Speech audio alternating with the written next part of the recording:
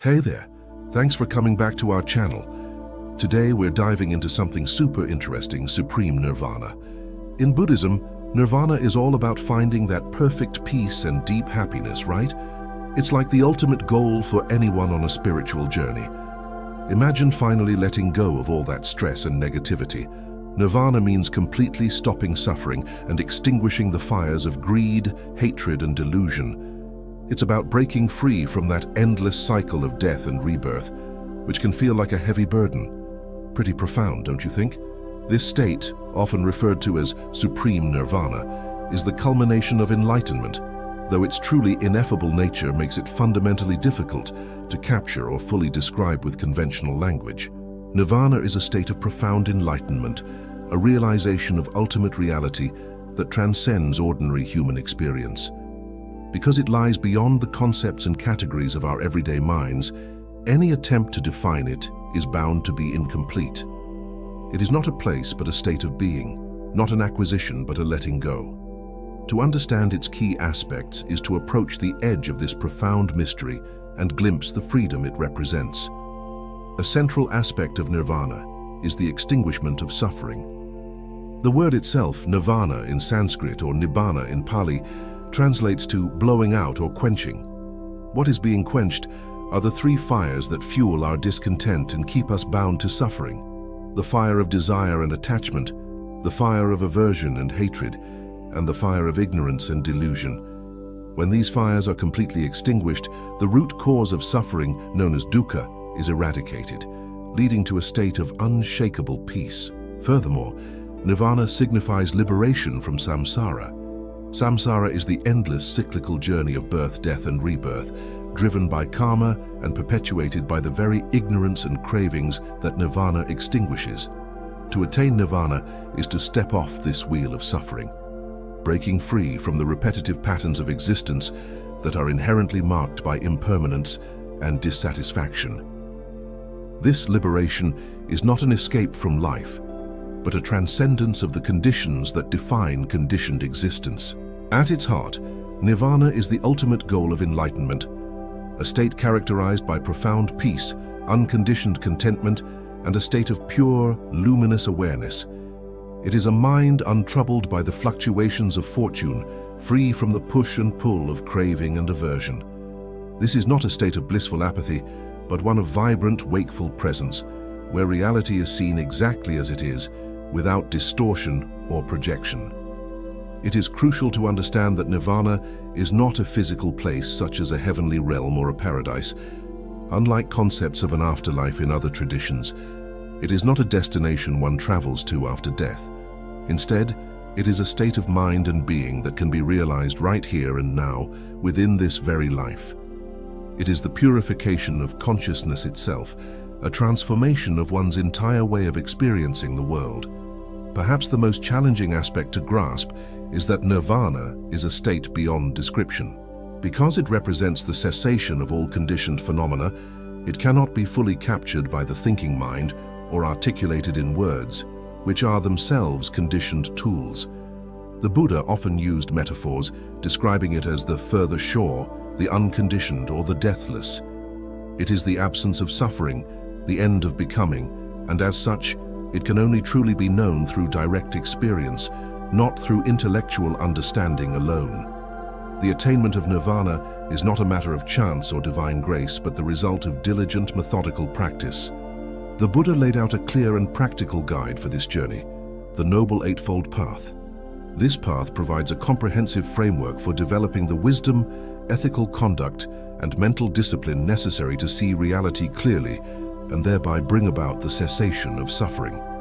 The Noble Eightfold Path is the practical application of the Buddha's teachings designed to systematically uproot the causes of suffering. It is through following this path that a practitioner works to eradicate the three poisons: greed, raga, hatred, dvesha, and delusion, avidya. These deep-seated mental defilements are considered the root causes that bind beings to the cycle of samsara. Greed manifests as craving, attachment, and insatiable desire. Hatred appears as anger, aversion, and ill will. Delusion, or ignorance, is the fundamental misunderstanding of the true nature of reality. The practice of the path involves a profound shift in understanding. It is not merely about following rules, but about cultivating a deep, experiential insight into the nature of mind and all phenomena. This includes realizing the core Buddhist truths of impermanence, anicca, the inherent unsatisfactoriness of conditioned existence, dukkha, and the absence of a permanent, independent self, anatta. Through mindfulness and meditation, we start to realize that everything around us is totally connected and always changing, right? It's like watching a river flow. Nothing stays the same for long. Our suffering often comes from holding on too tightly to things, thinking they'll last forever when really they're just passing moments. Think about it. How often do we cling to a job, a relationship, or even our own expectations? That's where the struggle kicks in. This direct seeing cuts through the root of delusion and liberates the mind. Within the vast landscape of Buddhist thought, the concept of nirvana is understood with subtle yet significant differences across various traditions, particularly between the Theravada and Mahayana schools.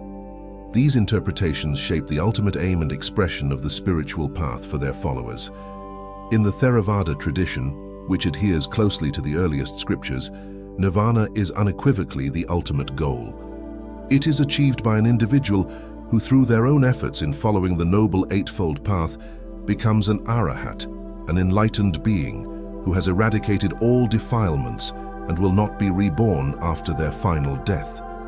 For the arahat, the attainment of nirvana signifies the complete and final liberation from personal suffering and the cycle of samsara. This state, often referred to as the full attainment of personal peace, is the culmination of the path. The Mahayana tradition, however, introduces a different ideal, the bodhisattva. While the Mahayana schools also recognize the state of nirvana as the cessation of personal suffering, it is not considered the final and ultimate expression of full enlightenment. The focus shifts from individual liberation to universal compassion. Those who take up the path of the bodhisattva, in fact, make a profound vow to forgo their own entrance into the state of ultimate cessation. They choose instead to be continually reborn into the world of suffering, so long as other beings remain trapped in samsara. The bodhisattva's mission is to offer support, guidance, and compassion to all sentient beings, dedicating their existence to helping everyone else attain enlightenment and nirvana, rather than securing it for themselves alone. The term nirvana was used by the historical Buddha in his very first teaching after attaining enlightenment, the sermon known as Setting in Motion the Wheel of the Dharma. In this foundational discourse, the third noble truth, the truth of the cessation of suffering, is a direct reference to the ultimate cessation of all mental and physical suffering, also known as dukkha. This cessation is nirvana itself.